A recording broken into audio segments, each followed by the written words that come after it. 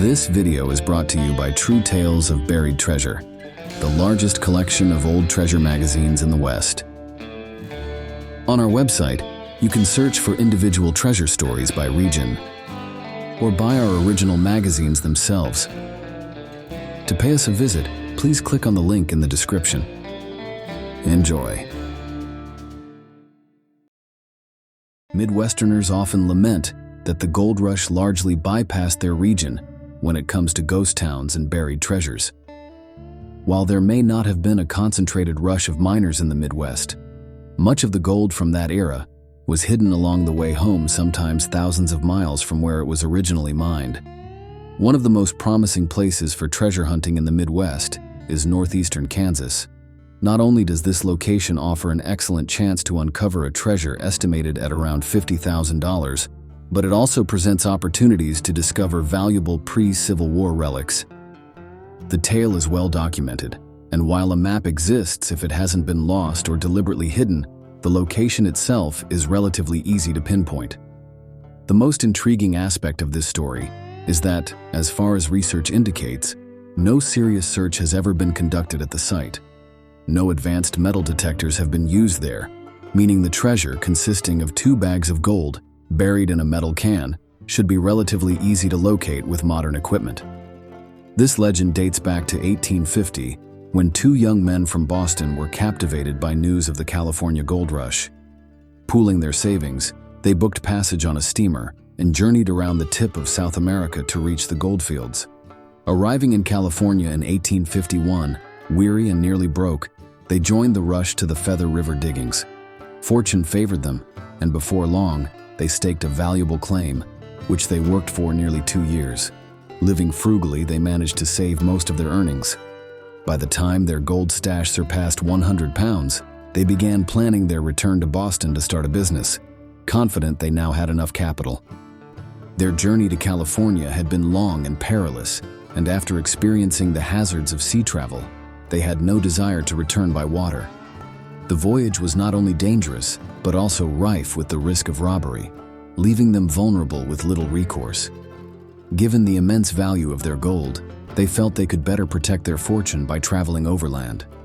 By then, the trails had improved significantly, and large groups regularly made the journey, offering some degree of safety. After selling their claim and mining tools, they used the proceeds to buy supplies and a wagon.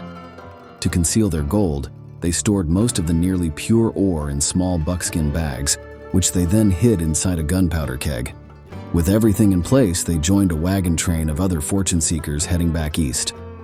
Their journey home began in early 1854, a time when travel across the vast deserts was relatively safe. The group didn't follow a single major overland trail, but made good progress nonetheless.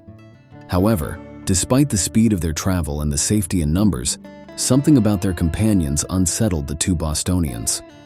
The men they had joined were rough, hard-living ex-miners, very different from the company they had kept in California. Each night, these men drank heavily and gambled relentlessly.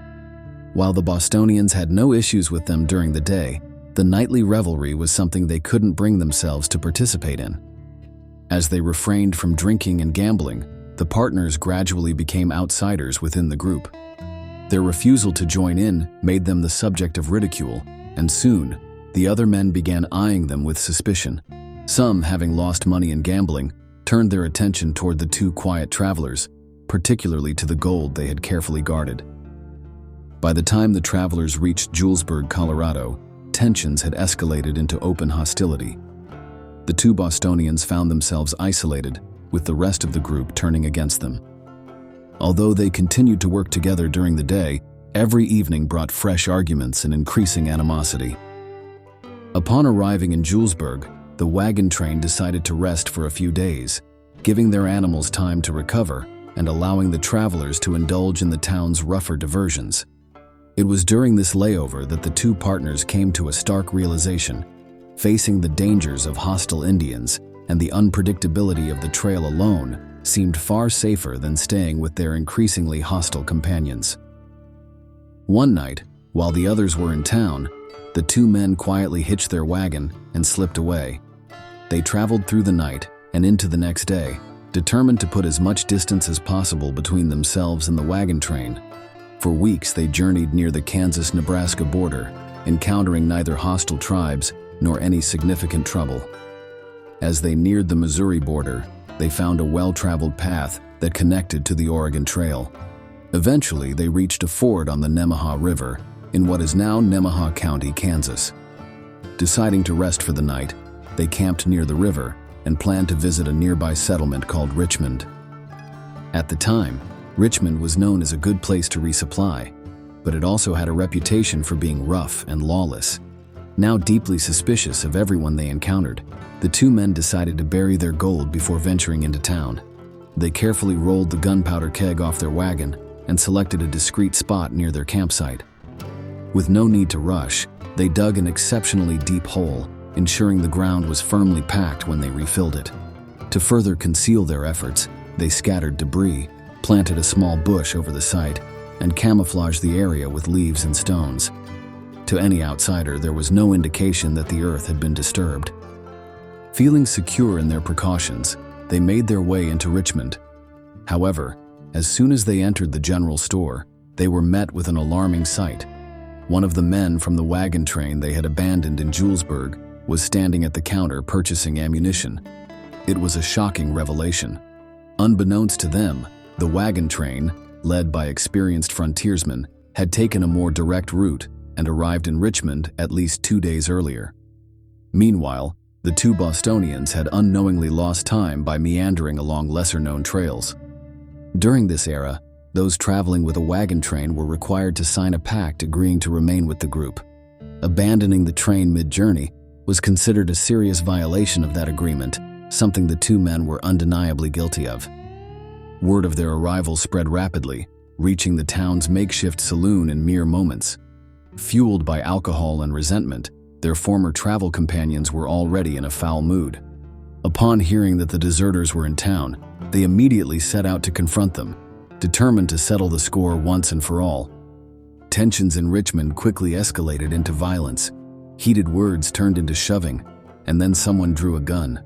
Several shots rang out, and one of the Bostonians collapsed onto the hard ground. A bullet had struck him in the head, and there was no doubt he was dead. His partner wasted no time arguing further. He knew his friend was gone, and that his own life was now in grave danger. While the drunken mob gathered around the fallen man, he sprinted to his wagon, seized the reins, and drove his team into a wild frenzy. But he didn't turn back toward the river ford. Instead, he fled straight east, racing toward the city of St. Joseph, Missouri. Upon arrival, he sold the wagon, the team, and the remaining tools before booking passage back to Boston. He had no intention of returning for the gold, at least not while there was a chance that the others from the wagon train were still out there, still angry, and still capable of killing him. Back in Boston, he never forgot about the treasure.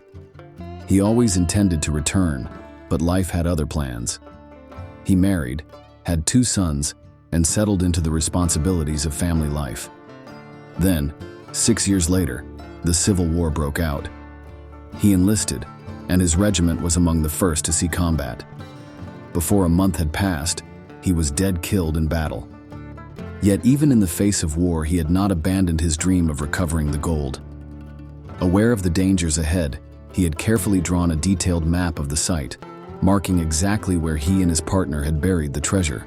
Before leaving for battle, he entrusted the map to his wife, instructing her to pass it down to their sons if he did not return. In the years that followed, Richmond vanished, and a larger town, Seneca, developed about 2 miles south of the old river ford. While the shooting remained a part of local legend, no one in town knew about the hidden treasure. That changed around 1900, when 2 men arrived in Seneca and began asking cautious questions about the old ford, the wagon trails, and most curiously, the long-forgotten murder. They claimed to be nephews of the slain man and recounted their father's version of the story, which closely matched the events detailed here. More than 40 years had passed, and few people in Seneca could recall the incident. Those who did remembered only that a shooting had occurred. The reasons behind it had faded into obscurity. The brothers were taken to the old ford, where they spent considerable time searching. Then, without explanation, They returned home to Boston and were never seen in Seneca again. Had the story of the treasure faded into history with them? Perhaps, but in 1905, a man named Ripley arrived in Seneca, carrying a map. Convinced of its authenticity, he enlisted several locals to help him search. They spent an entire summer combing the area but found nothing. Before leaving, Ripley explained that he had purchased the map from the family of the Bostonian sons. Being an old friend, he had complete confidence in its legitimacy. However, more than half a century had passed since 1854, and the landscape had changed drastically. Many of the landmarks marked on the map were gone, and since the original sketch had been drawn from memory, even the smallest miscalculation could mean the difference between finding the gold and digging in the wrong place. Since the early 1900s, no serious effort has been made to recover the treasure, at least none that has been publicly recorded. Yet, the story continues to be told around Seneca. Small boys still roam the fields, digging and dreaming of lost gold, though no discoveries have ever been reported. This remains one of the most promising treasure hunts in the Midwest. The facts are well documented in local newspapers and county records. While the land is likely private property now, a fair share of the recovery would likely open gates to any determined hunter. Beyond the gold itself, an expert metal detector operator would almost certainly uncover relics from the old trail days. The Nemaha River Ford was a well-traveled crossing before the Civil War, making it highly likely that items were dropped, lost, or discarded there. Small treasures like these could help fund a search, and there's no doubt that plenty remain buried beneath the Kansas soil, waiting to be found. Thanks for watching. If you'd like to read the original article or purchase the magazine from which it was taken, please check out our website, truetalesofburiedtreasure.com.